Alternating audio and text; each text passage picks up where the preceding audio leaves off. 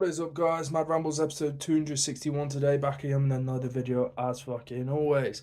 In today's video, I want to talk about something a bit different, something a bit unique, and that is grey areas. Because in life, everything has grey areas. And what do I mean by grey areas? I mean the fact that something isn't black nor white. It isn't right or wrong. It isn't left or right. Right?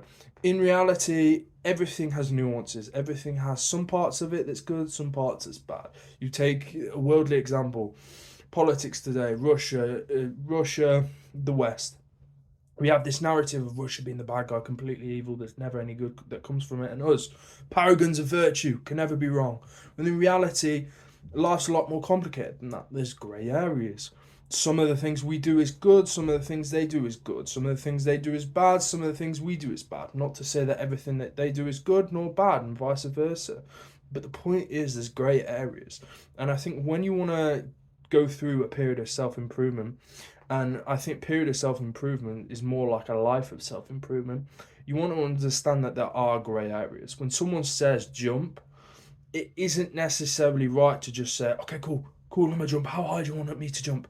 Because that might not be what's right for you, right? I've seen so many people do monk mode and come off great for it, but I've also seen a lot of people come off worse for it. Why? Because it's grey. There isn't necessarily one thing fixes all. In reality, there's a lot more nuance in it.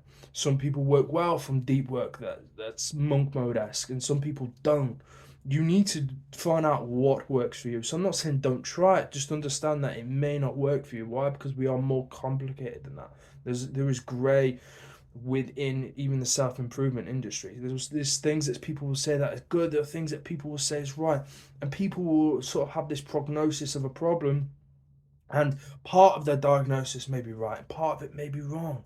Right? And the only way you're going to find that out is if you try and test it for yourself. Ultimately, you want to live with longevity in mind, and you want to do what's right for you in mind, regardless of what anybody else says. I've seen so many people follow rules and follow what people say just because they say it. And whilst that is a great tip if you're starting off and you don't really know where to go, amazing, you're doing something fabulous.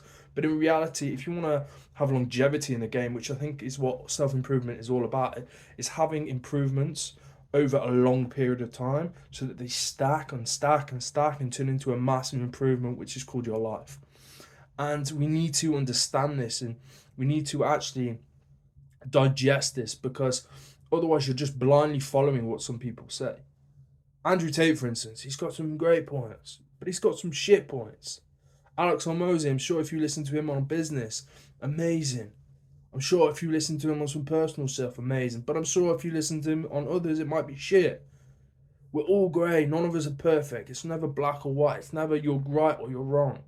You need to take what you need and move on. Be thankful for what they gave you. Don't blindly follow. There's always grey in every area. I've been Keelan. Been a good call. Peace.